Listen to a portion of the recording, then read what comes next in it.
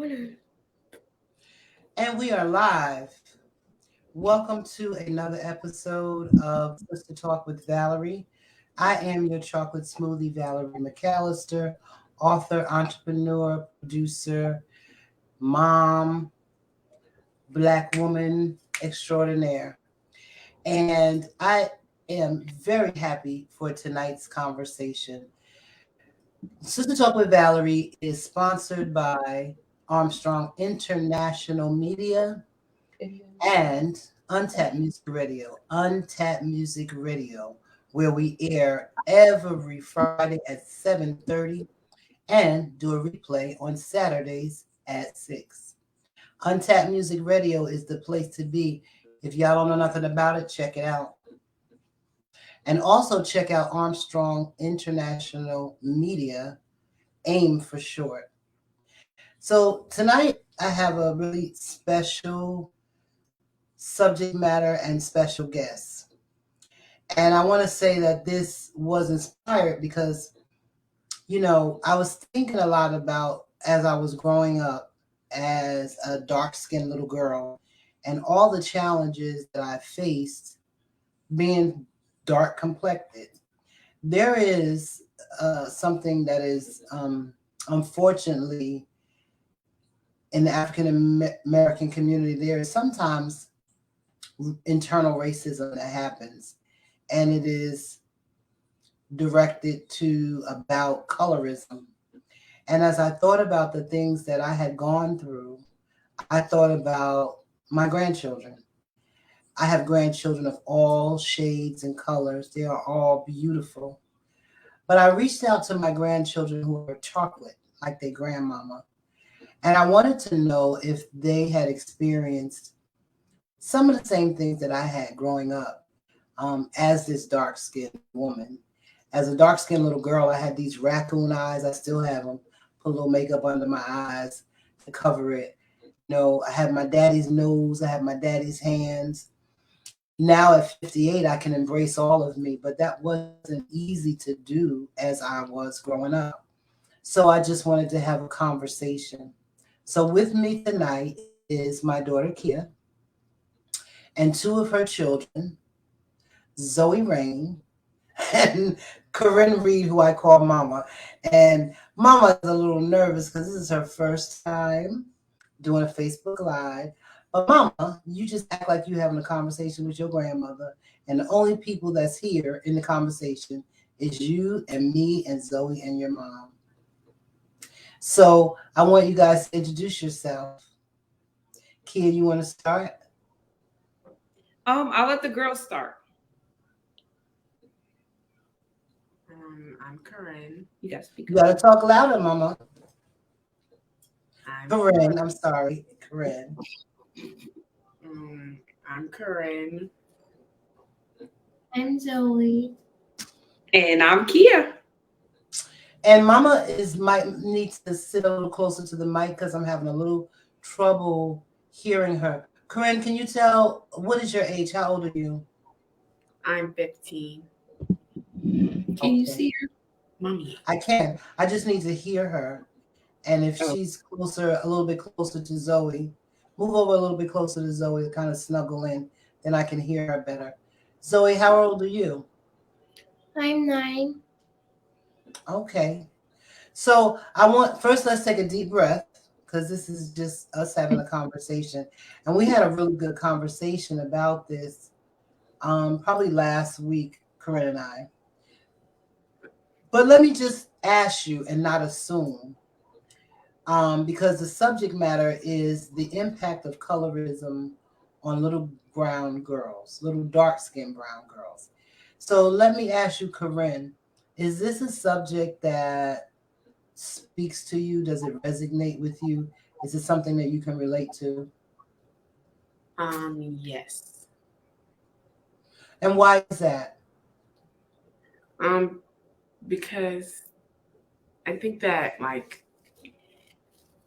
what I see, it's like on the internet and at school, it's a bad people will have bad representation of dark skinned girls, and there's not really any like representation of them in TV shows or movies.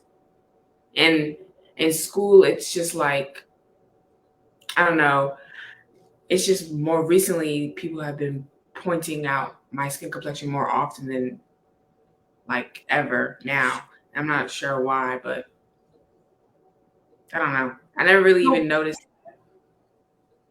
How do they point it out though, Corinne? How do they It's, point it out? it's just like little things they'll say, like not really meaning anything, any malicious intent behind it, but it's like any chance they get, they'll have to point out that I'm dark skinned or like I'm darker than them. And it's not like they're trying to be mean about it. It's just that they feel the need to point it out. And before, because I'm in ninth grade, so I'm in high school. Before high school, it wasn't really like that. Like there was nothing like that was really happening. But it just caused me to look more like in more depth to myself. I think because I never really considered like my skin complexion or that it was so like like such an important thing about me. I knew like I pride myself in being black, but like I didn't know that people cared so much about me being a different skin complexion than them, or like I don't know that they I don't know how to describe it, but yeah. I hear you. What about you, Zoe? Because you're a little younger. Do you feel or are you aware that your skin is darker than others? Well, I am aware, but it's not like it doesn't really come up often, like how it comes up more often with Corinne because I'm in like a lower grade, so it might not like they'll like people might not understand what that is for other people, so they wouldn't probably talk about it more with me. How do you feel about what Corinne said about how it seems to be something that people point out more? Because you're going to be her age, 15, at some point. How do you think you will deal with it when people make reference to your shade? Well, I don't know how I will deal with it. Corinne really like keeps her cool. I wouldn't know, but she doesn't really talk about it that much often.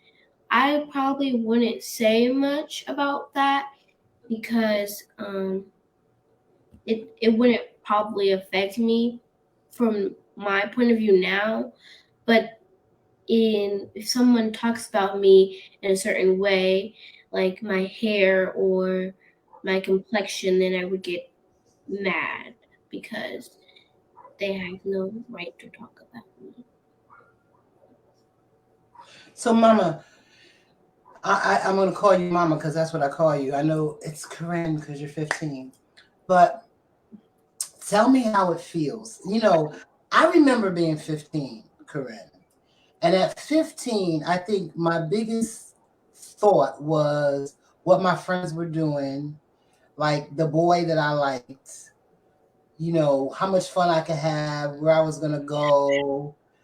Like, that's what I thought about at 15. Like, if I was on punishment, I felt like my mom was making my life miserable. She was just a terrible person because I couldn't be with my friends. And why is she doing this to me? But I was still aware that my complexion made me feel not as good as other people. I remember that I had cousins. All my cousins on my dad's side, they were light skinned and I thought they were beautiful and everything that I wished that I was, I felt like they were. And I remember thinking, I wish I was born that shade and why don't I look like those Fords? Why don't I look like them? But actually I look just like my father, who is the original Ford. But at 14 and 15, it felt like, you know, somehow I wasn't measuring up. Do you ever have those feelings? Um, Sometimes, but it's not so much because of my skin complexion. I just like I'm comfortable with my skin complexion. I like being it's like it's more like when boys more often than girls be like they'll be like, oh well, I don't like dark skin. So like it because there was this one incident where my friend like in my high school it's funny, I guess, to like pretend to like hook you up with somebody or whatever. And I didn't know it was happening. And my friend like pointed me out to this boy, and this boy was like, well, I don't like dark skins. And that just made me, it was like, oh my gosh, like, why did he, it just, I don't know, made me feel insecure. But like, for that was like one moment, and then I was over it. But like as like me being 15, like I'm never really like secure with myself. Like I'm always thinking I'm doing something wrong, or I look wrong, or I'm like it's like I'm never secure. So I don't know, but it's not. I don't think it has anything to do with my skin complexion so much as just like my insecurities that I have like within me. So Did yeah, he actually say the word dark skins? yes, he said he. I can look back at him and laugh now because he wasn't even all that. He was dark skinned himself, but he's literally said he was like, yeah, well, I don't like dark skins. And then he just laughed and walked away. And I was just sitting there like, because I didn't even know what was happening, but he was talking about me. Hmm. And what is like the makeup of your school, like in terms of demographics? So how many blacks, how many whites?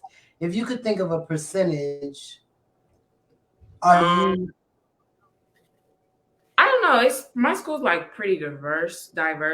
I think it's like a really good mixture of like different races and different skin complexions. But he just, I don't know. He just, I don't know. But I think my school's pretty diverse. A lot of people call Arundel County like they call it a white county because it's predominantly white. But my school isn't really. I don't know. Like you walk down the halls, you'll see multiple different races. So I don't know about like the percentages or whatever. so well let me ask you, Kia, because you're not as dark as your mom, but you might have had some experiences with colorism. Oh, most definitely. Growing up in the 80s, 90s, 2000s as a teenager, it was a lot more pronounced. And I always say to the girls, like, you guys, while there are still a lot of problems, I'm excited for you all because it wasn't until Corinne was a baby that we had our first Black Disney character. It wasn't until the girls were coming up that we had our first Black curvy Barbie. And so these things, they would see me celebrating, like, oh my God, I'm so excited. And it was just normal and natural for them. But I'm like, Princess Tiana is Black. They were just like, okay, mom.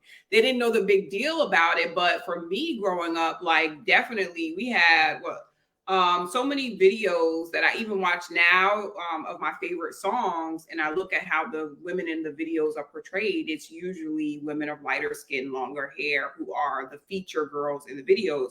And for the most part, there are not videos like there were at one time, but you can clearly see that there is a preference in the music industry and entertainment field on what is pushed out as the standard of beauty. But I do notice a lot more like people embracing and you seeing more examples of women of a darker shade. And it's so funny because I was watching Ready to Love and one of my shows that I watch, and these women had gotten together and they had the brown skin girls or whatever. And when I first heard it, I was like, okay. But me saying okay was because I understood like the history of being a brown skinned girl and feeling like left out or isolated from the group or not feeling included or not being looked at as one of the pretty ones or it was like, oh, that girl's pretty for a dark-skinned girl. So I understood them coming together and celebrating themselves in that way. But then when the other women who were lighter skinned chimed in and they felt like they were being excluded or treated in a way, I was like, okay, now it's flipped, now it's like no one should feel less than or feel any type of way because of the color of their skin. I think it's a beautiful thing that we are so many different shades. And I always like call them, like, since Corinne was a baby, I always call her my little Hershey chocolate kiss, because I just love the complexion of her skin, and it's like a deep chocolate skin complexion. And I'll call Zoe my little peanut butter, and I don't know, just I like try to celebrate their skin complexions. And my son, who's older, he's a whole nother complexion. So between the four of us, we have all these varying shades, but I embrace it and I feel like it's beautiful. And this is a testament of, how beautiful we are as melanated people. But I definitely have to be intentional about telling my girls how beautiful they are, how beautiful their skin is. And I make sure I do that on a daily basis. And I think their dad does a pretty good job of that as well. Because if you're not intentional about that, there's so many messages that our young girls can pick up that can make them feel like they are less than or somehow not good enough. And so I praise like natural hair. Not saying there's anything wrong with weave or lace fronts or whatever you want to put in your hair. Whatever you do is all good. But I just praise, our beauty and how it look, how it could be like so diverse and beautiful. But yeah, I went through it. I used to be like, God, why did you make me this color? Why did you make me black? I mean, that was a real thing. I would go to the pool in the summertime and get darker and feel like ashamed because I had gotten darker. And, back in the day, it was like, make sure you wear umbrella over your head or you put some type of hat on so you don't get darker. If anything you want to do, you don't want to get darker. So, and I remember that in school, like in the back of my mind. And fortunately, they haven't had the same experiences because we've talked about that, but it definitely was something real that I went through growing up. But so you have some very intelligent, progressive young ladies. And it hurts my heart, Mama, when you say that you're so critical of yourself, because it makes me feel like there's this all continual comparison. Like there's something about me that's not right. So tell me a little bit about that. Like, why are you so critical of yourself? I don't know. I don't have like a real reason why. I think I just always been like really hard on myself, and I don't know why that is, but it's just like I have like set expectations of like who I'm supposed to be and what I'm supposed to do, how I'm supposed to look, and it doesn't go that way. It's like so disappointing for me, and it just makes me like really upset. So, Well, where did you get those expectations from? At some point, you set those expectations. Did someone set them for you, or did you set them for yourself? And what I was think it based on? it was a mixture of like society and myself. Like, I think I'm like, I don't know, because I feel like it has to do with me comparing myself a lot towards other people, and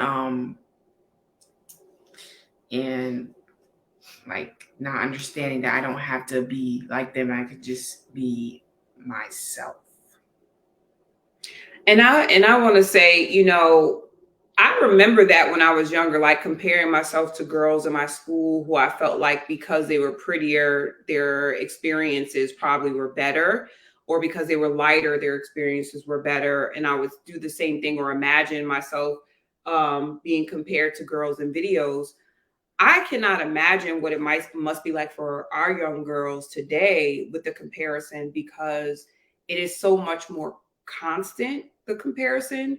And it is just, it is so much more unattainable what they're desiring to be, because now you have social media, you have Instagram, you have people who have filters or who have this projection of these perfect lifestyles on top of this immaculate beauty. You have these super ultra white teeth and these beautiful bodies and flawless skin, and it's like you see that image after image after image, and it's a constant comparison, even for me as an adult. So I can't imagine how it must be for our young girls.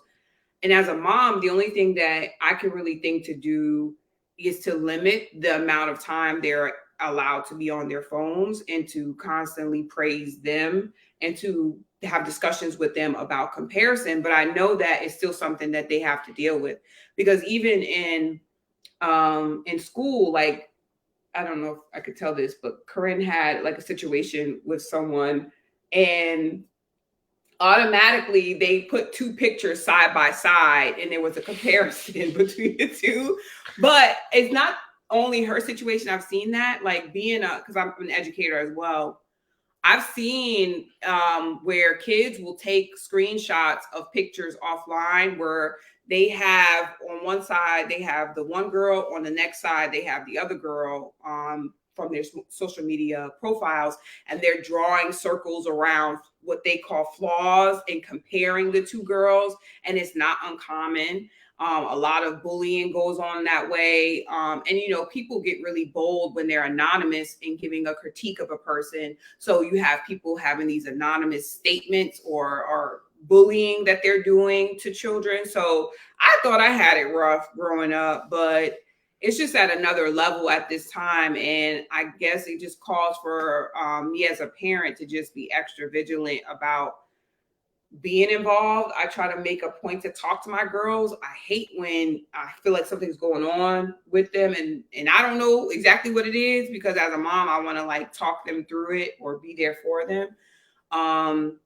But it's a lot going on. And that comparison is nothing nice. Real. Yeah.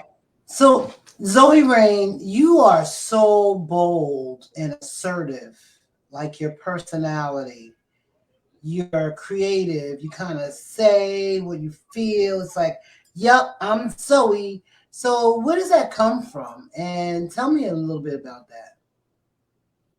Well, it comes from, I think it comes from my mommy, because she's very assertive herself, and she very speaks up for what she wants. And like once, like people, I think I used to be friends with a lot of people who weren't like right for me, and that happened recently. And I just had to use my voice and say that it wasn't a good friendship, because I think for you to use your voice and speak up about something is very powerful, and it leads on to different accomplishments in your life. So just by saying one little thing, it can lead on to something else for someone else in their life. Like if someone else can't speak up for themselves, you could actually be speaking for someone who hasn't been speaking for a long time, and they just don't want to let their emotions out. So you really could be helping someone else. And you both are so smart. Like Corinne, I know you put a lot of expectations on yourself. Like for me, you're gonna be the like my next lawyer. Um, but there's an awareness that you have and an advocacy. So tell folks, because I already know what it is that you want to do when you get older.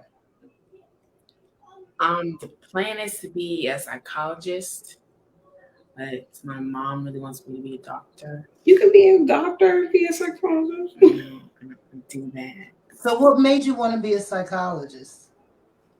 I like talking to people, and I like figuring out what's wrong. I guess because I just like helping people through their problems, and I like talking to people.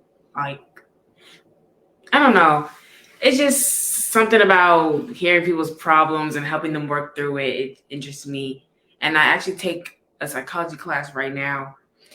And although I don't really like my teacher, he's I don't really like him. I've been learning a lot about like psychology and the brain and what goes into it, and it just caused me to be more interested. So as someone, me too, like Mama. First of all, Corinne is my namesake. She is Corinne Valerie. But as some, and I like really when I hear about different situations, when I watch the news, even when I'm like really hearing about people's situation, I'm always interested in what motivates people. Like what happened in their lives that they're like that, or I'm always saying, oh, they seem like they're this type of personality or that type of personality. So I'm really driven to why people behave the way they do, even myself. So when you think about like, first of all, I want to ask you because one of the things we're talking about colorism, but I've heard a lot of people say that the younger generation, that maybe people from 25 on down, are not as aware about some of the struggles in the African American, the Black and Brown communities, including Latino Americans. We're talking about anyone who is not Caucasian, right? Because, like you said, you go to a school that's very diverse. But let me hear from both you and Zoe how much awareness you have about the plight of Black and Brown people in this world, in America. I think I have a lot of awareness of like what's going on to people of color and how they're treated. Um, but I think I can be like more aware of like I think like the amount of what's the word?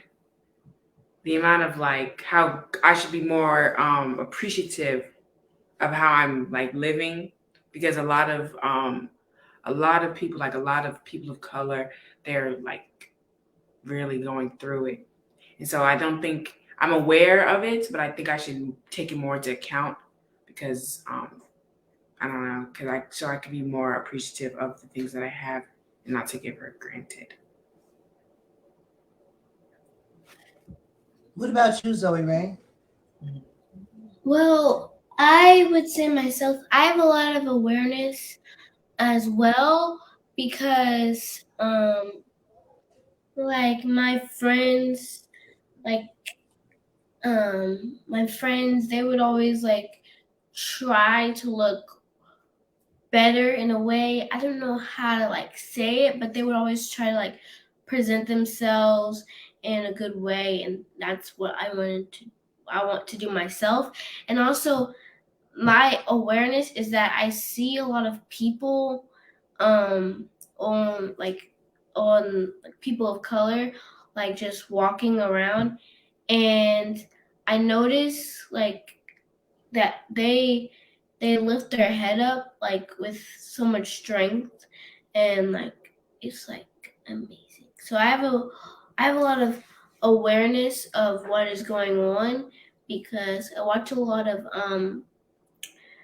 like news with my other grandma, and we like to watch news and Dr. Phil. So I watch a lot of stuff with her, and we do a whole bunch of stuff. So I have a lot of awareness of what is going on in society. I have a story about that actually because the girls were in Pennsylvania with their dad, and his mantra is keeping it real. So I think in some aspects, I kind of have shielded my children from certain things, which is not good because now I have a son in college who's really trying to figure out a lot of things about himself and about blackness and his identity as a black male. Not that we didn't have those conversations, but I definitely could have done more to educate him about some things. But anyway, Zoe was at her grandmother's house, and his this was during the the Black Lives Matter movement, when there were a lot of protests going on, and the girls actually went to a lot of protests with their dad. And Zoe at the time was watching a lot of news about some pretty horrific things going on in the world. And when she told me, that such and such was killed, or they did this, or they did that, or this happened.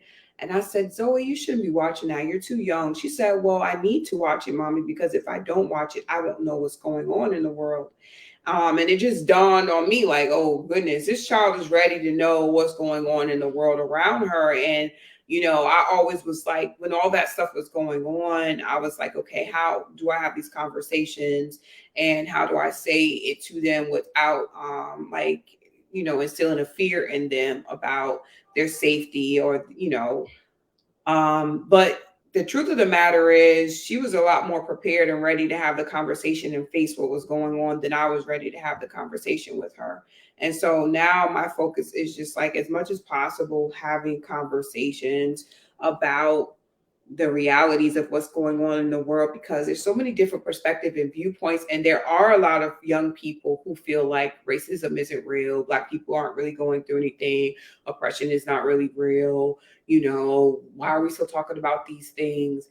And on the flip side, there are a lot of young people who are very aware and who are advocates and who are doing things that impact the community. And I want to think that I will raise my children in a way that they will make impacts on the community in a positive way, and help people, and do things that will impact mindset. So So let me ask you both. First, you, Corinne, and then you, Zoe. What is racism in your words? What is racism? The it's when you're um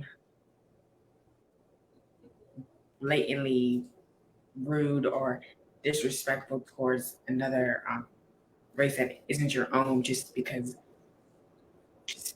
you have that hatred inside of you. And I think it's a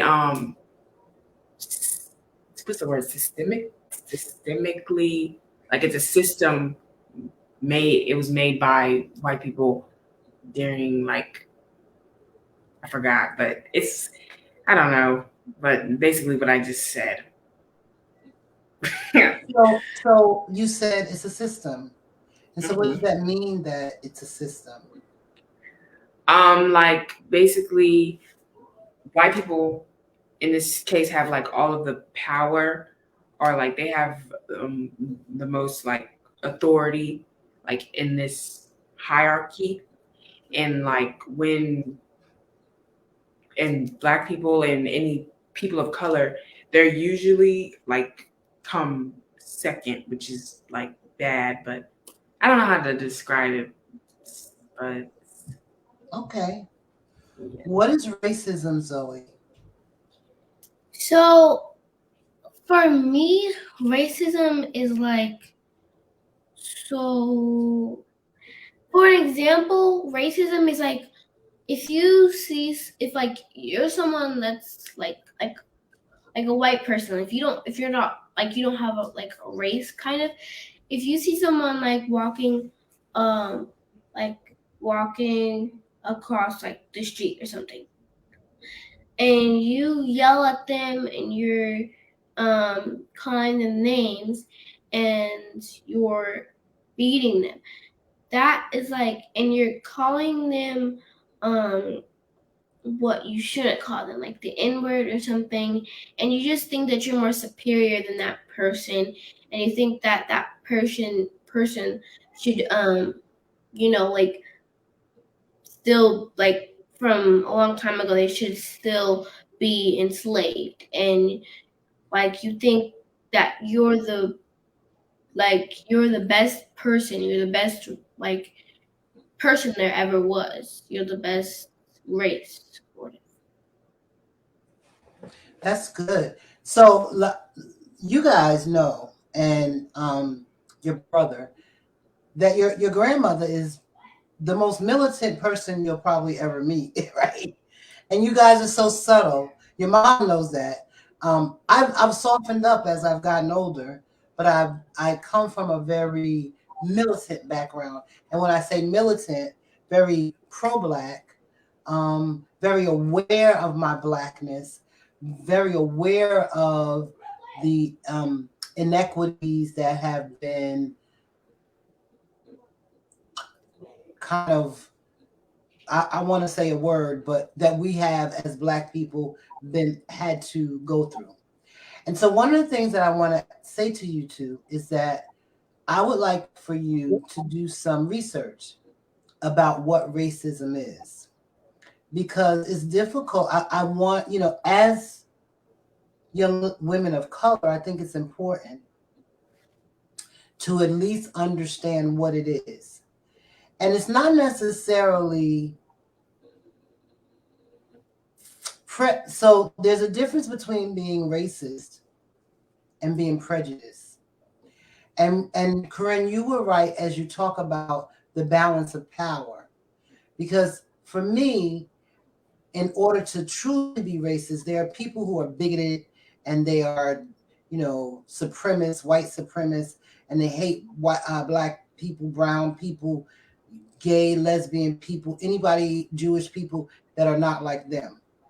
And then you have a system. You were right on board when you talked about a system that has the power to impact a person's life significantly, negatively, because of their race, their color, their ethnicity, right? So when you think about the number of people in prison, and it's not just because people have committed crimes, and disproportionately they are more of color than they are anything else.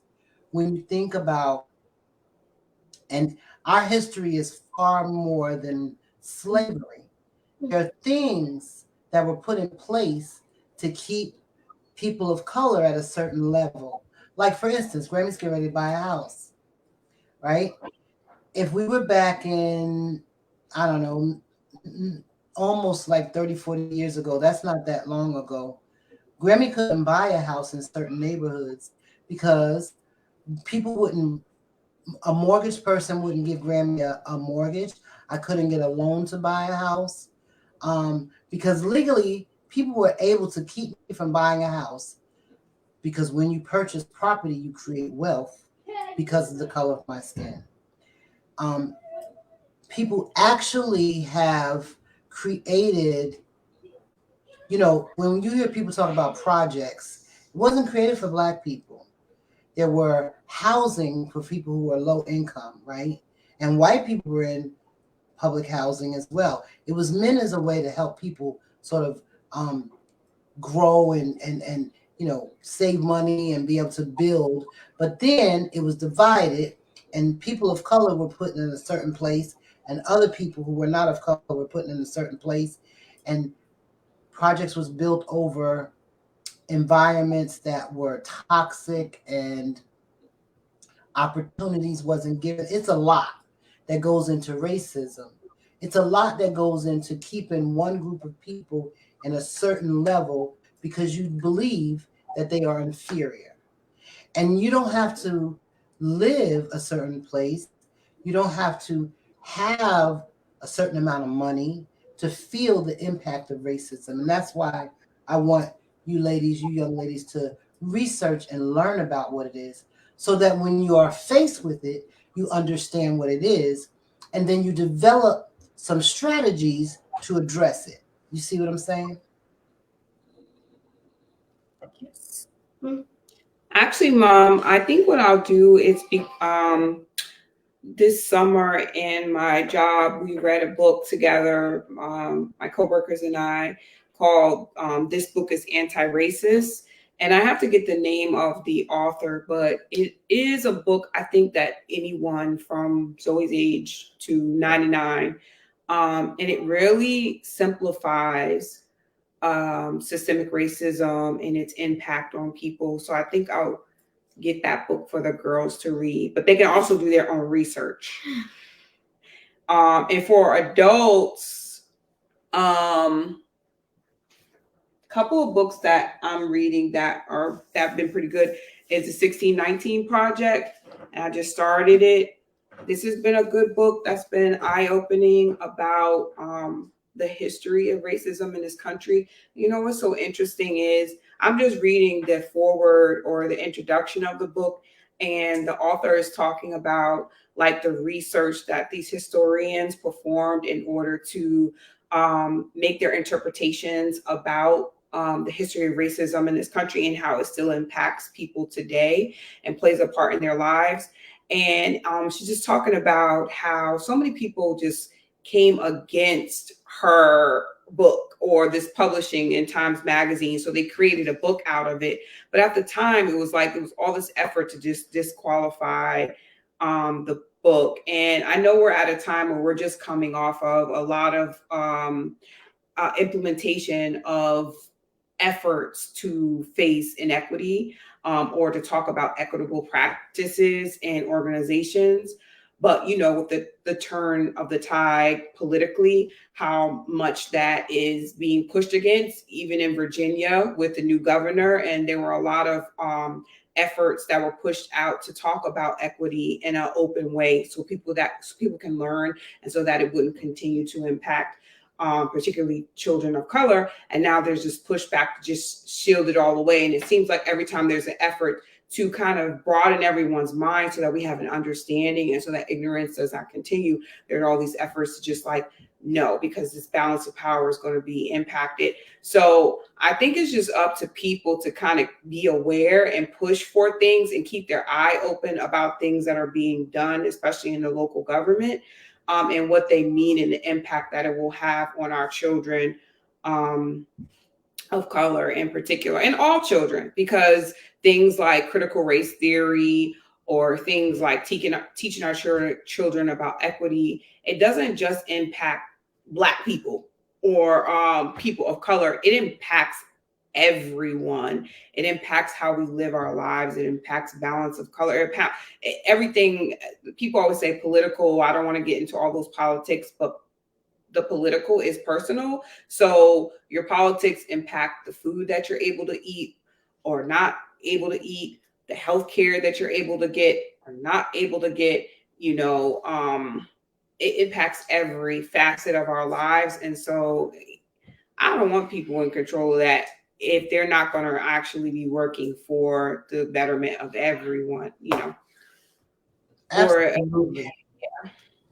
So, Corinne, Valerie, I like saying that, Corinne, Valerie. So, talk to me, because you know, my grandchildren, my 7 grandchildren, are our legacy. Like, you guys, your thoughts, your feelings, or opinions are very important to me as I think about what I am leaving to you, right? When grandma is no longer here and you think about your grandmother, what are some of the things that you'll remember the most? So, what I love is that you guys are you have your own thoughts, feelings, motivations, and I'm very proud of that. And I know, Corinne, at 15, trust me, we are all in an awkward stage where we hate everything about ourselves. But one day you're going to blossom into this beautiful young woman that you will see. See, it's, you know, moms and grandmoms and dads, and everybody says, oh, you're so beautiful. And you're like, you're just saying that because you're my mom or my grandma or whatever. But there will come a time when you will embrace it. And what makes you beautiful even more is your spirit inside. The person that you are inside radiates on the outside. So, as a young lady who is, you know, going to make her mark on the world, what would you say to other young girls? Since we started this talking about the impact of colorism, what would you say to other young ladies and young guys about, you know, how to deal with colorism and, you know, how to deal with racism and the fact that you are a beautiful chocolate Hershey bar? I would say, I would say, be yourself, because once you start trying to live for all these other people to live up to what they think that you should be, then you start to lose yourself. You start to like lose sight of who you really are. So I would just say, like, really be yourself and stick to what you like. Stick to your morals. Stick to who you are, because if once you stray away from that, like it's like you start to like really like that's when you really start to not like yourself and really start to have everything affect you, because you don't even know who you are, so you don't know who like you don't know who you're like, you don't know who you're supposed to like, this person that other people have created are like you. So yeah, just be who you are, because even though I'm very critical of myself, I always try to tell myself to not try to um I always try to tell myself to be who I am, like no matter what other people say, because I don't want to lose sight of who I really am. Do you see like some of your friends um, that might try to be something different to fit in? And have you seen that not turn out really well? I don't think my friends, more like other people I've seen, I've noticed that they try to like fit in with their friends more. Um, like for an example, this boy, he's not really my friend, but I noticed that he does a lot of things. Like he follows in his friends, because his friends are older than him, and he follows in like their shadow, and he does everything they tell him to do. And like he really like he even told me because there was a situation where um him and his friend were talking to me and like questioning me about something, and I asked him why he did that, and he was just like, well, I just was doing because he was doing it, and I was just following along with him. And I was like, well, that makes you seem like you don't have a mind of your own. And it's like he wants to fit in with like his like crowd or like his friends so badly that he just starts going along with everything they say and doing whatever they do, and that's not good. And I've been trying to tell him, but he don't listen. So I mean, he'll figure out one day, because Well, but he that's just really mature of you, Mama. That's very mature of you to understand at this point that, you know, it's not good, and it's not important to always follow what someone else is doing. So when you say things like, be who you are, even you say you try to be true to yourself, no matter what you're feeling, that takes a lot of maturity. Grammy, it took Grammy a lot of years to get to the point where I can stand in my truth like I do now and really stand flat footed in my truth. Because when I was younger, I wanted to be light skinned and I wanted to, you know, I wanted to be accepted, like we all seek love. And so for you to be at a place where you understand, no matter how difficult or challenging it might be, the importance of being who you are, I think I commend you for that. Me too. So Zoe Rain, what would you say to your friends, people you're and Zoe, you have friends of different colors. So tell me, what would you say to a friend of yours that says, Zoe, I just feel so bad because I'm dark skinned or because I'm black, or what would you say? Well, I would say that there's a like I would say that there's a whole line of amazing black women that came before you. They don't have to be the same blood, but you could just tell that like from like Harriet Tubman to Joyner Truth, because I'm learning about those ladies and a lot of other people, a lot of other black people, and you can just tell like it when like black people and people in general, and they work hard enough and they put in their effort, it'll always like it always show a good, like you'll always be remembered. So if my friend or someone so that they don't feel comfortable in their skin, like imagine how the other people felt, like how other people, used to feel. And you shouldn't feel bad about how you look, because everyone is beautiful. God made everyone to look a certain way, and He made you to look that way. So that's why you look that way. There's always a reason for something. There's always a reason why God did something, and there's always a reason why you're on this earth. Okay, Miss Zoe, right. So we have about 10 minutes left. Tell me about some of the things that you guys are doing and involved in. I'm so proud of you. Um, let's start. We'll start with you, Mama Corinne. I got to remember to say Corinne. And then we'll move to Zoe and then Kia. Tell me some of the things going on in your life. Um, Not much. I am starting a book club. Well, I'm in the process of making a book club because my friend, she got in a little bit of an altercation, so she had to have ISS today. But I'm starting a book club with her, and we just have to get everything. It's pretty much done with. We just have to make sure we have to get them to announce it on the announcements. I went to my counselor today and I scheduled my classes for next year, and they put me in honors chemistry, which is, I don't know, I want to do that, but it's fine. I told her it was fine, and I'm taking my electives that I chose. I have culinary African American studies, and I think creative writing. But I think creative writing is just one of my backups. And then there's this boy. I'm just joking. I don't like him, but he's definitely new in my life. But mommy said I'm not allowed to date him. Or anyone.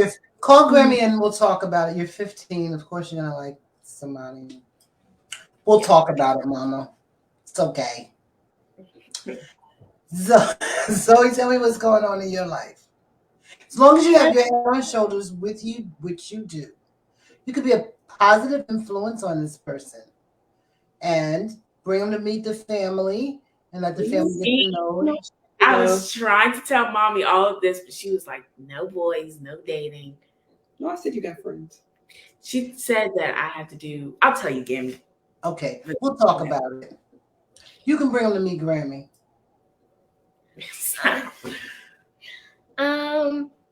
So what's going on now? It's not really a lot. But I'm finishing up my book, and we're gonna try to get it published. And I already have someone in mind that I want to do my cover. That's kind of exciting, and not much. We're learning about some new stuff in school. Yeah, and also I'm starting this YouTube channel. It's called Zoe's Queens, and you guys subscribe to it because I'm so cool. And I do Roblox and animations on there, and it's cool. And then I'll let mommy talk now. Zoe, what's the name of your book? The name of my book, there's like multiple books inside of this book that I'm making. It's called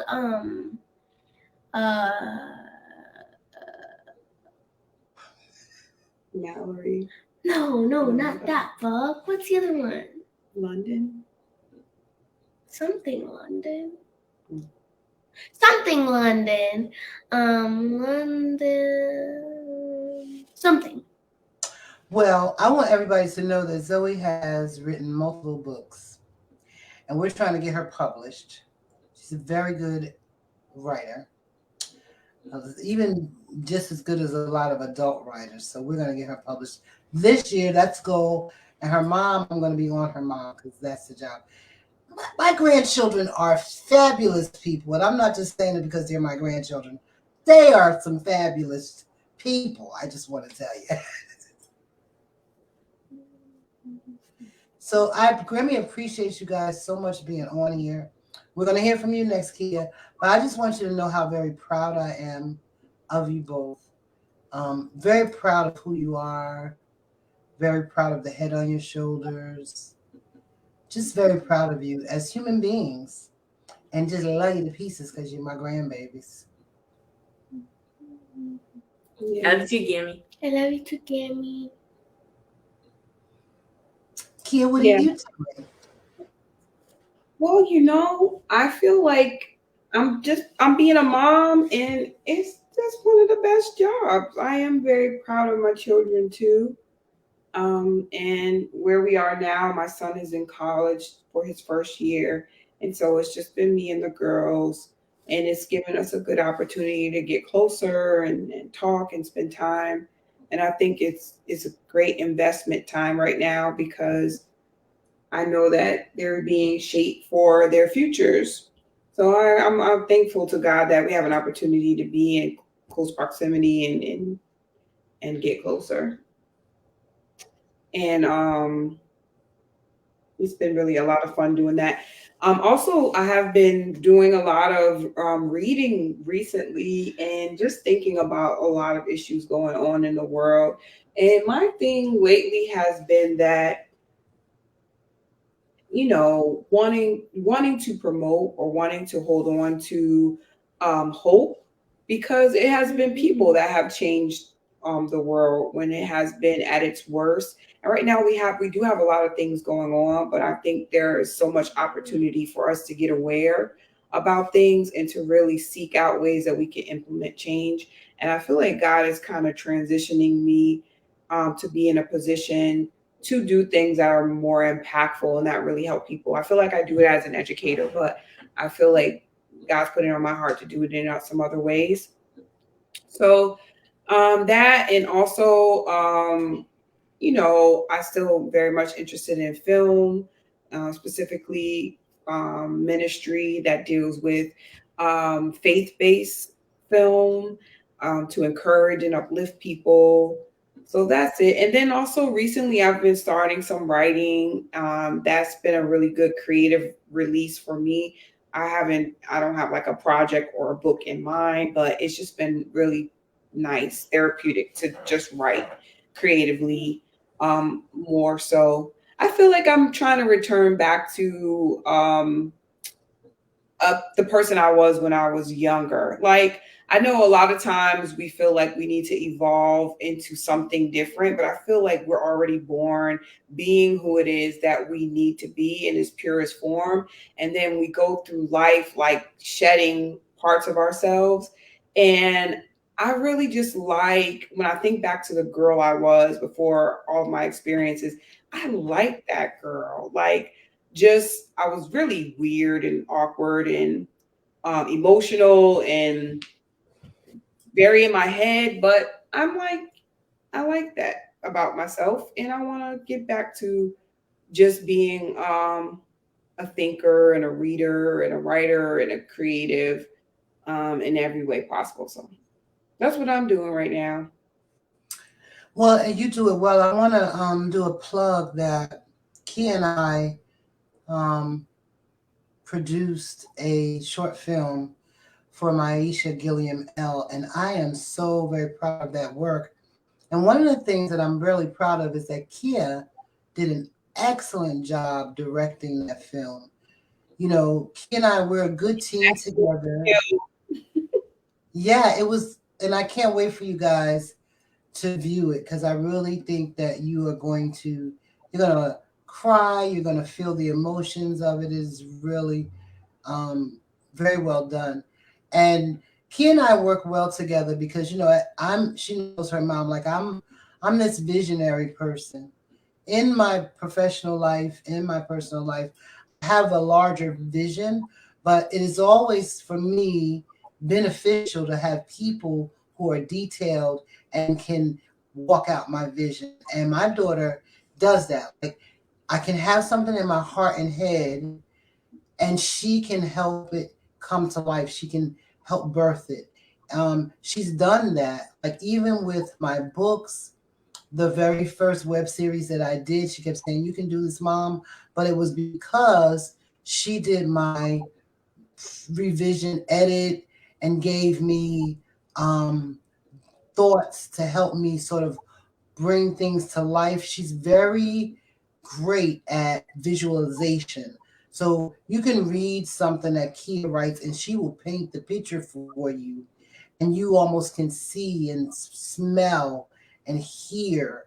Um, and taste it, because and to me that is the mark of a great writer and a great artist. And so I love doing work with Kia, and we're getting ready to work on a play. It's our first play ever, right? And I have to reach out to the pastor today. But we're going to sit together, we're going to write it, and I have this vision in my head about certain things with it, but Kia always brings sort of that. She brings that sort of bring it back home, that thought process. She teases it out and makes it come to life, and she makes it relatable. So, and that's part of generational words. That's one of the reasons why I started generational words, is because I know that all of my grandchildren are so talented, but we're a very artistic family. And I wanted us to have something that can go from generation to generation, that can highlight all the great creative parts of us. Mom, thank So, you for that. And that's how I feel about you, though. Like you really make things happen. Um, and that's why I'm like, Zoe, go edit your book. And she's like, well, how are we gonna do this and that? I'm like, don't worry about it. We're gonna send it to Gammy. We're gonna send the book to Gammy. Just write it. We'll send it to Gammy. It's gonna get published. So that's that's how I right. feel, Mom. You make things happen, and you're fearless and just being yourself and doing the things that you feel called to do. And I feel like that's so amazing. I was talking to you earlier, asking those questions about grandma. I know we have to go, but the impact that one person has on an entire family and for generations to come is amazing. And as my mother, you have really just made a trajectory for all of us that makes us thinkers and makes us want to speak up and be a voice for people, and be compassionate for people, and to be creative, and to be open-minded, and to work hard, and to not have any limits on ourselves. And all that comes from you. And I know that it's just going to be manifested in such awesome ways throughout the generations to come. The love that you have for us and that you show, it just has changed everything, like down the line, because we're able to love our children in that great, powerful way. And they have that love to take out into the world. And that is not a small thing. That impacts so many people. It's going to impact their children and their families and their spouses to have experienced that love. And I think it's one of the things throughout enslavement and throughout the country that has helped people persevere. That person that is determined to love in spite of everything. And that's how you have been for us, Mom. Aw, yeah, you're gonna make me cry. That's so sweet. I thank God if that is the impact that I hear my daughter saying that I've had, then I thank God, because that has been my purpose. And I want to say to you, Zoe, and I want to say to you, Corinne, that your mom said that Grammy was fearless, and I want you to know that Grammy is not fearless. Grammy has had a lot of fear in her life, and doubt and second guessing, but I I move forward even in the fear, right? That's the difference, is that even when it looks shaky and I don't know how it's going to end, I trust God and I move forward in the fear. So I say to you guys, you're going to have times when you question yourself. You're going to have times when you're nervous and afraid. Even like this, Corinne, like speaking in front of people, you were nervous and afraid about that, but you did it anyway. And that is the mark of strength, that even in your, ooh, I don't know what this is going to be, that you do it anyway. You make the right choices even when other people are making different choices. You love anyway. Think about being your true self anyway. That is the mark of greatness and strength. And you have it. And Zoe has it. You know, all my grandchildren have it. So I'm just really blessed and proud. And I thank you so much for being with me tonight. I thank you all who were able to watch and who might watch this later. I hope you got something valuable out of it. This is your girl Valerie with Sister Talk with Valerie on Untapped Music Radio every Friday at 7:30 and sponsored by Armstrong International Media. So thank you, and I love you all, and have a great night. And thank you, my babies. Bye, Kenny. See ya, mommy. Bye. See ya, and thank you. Crazy.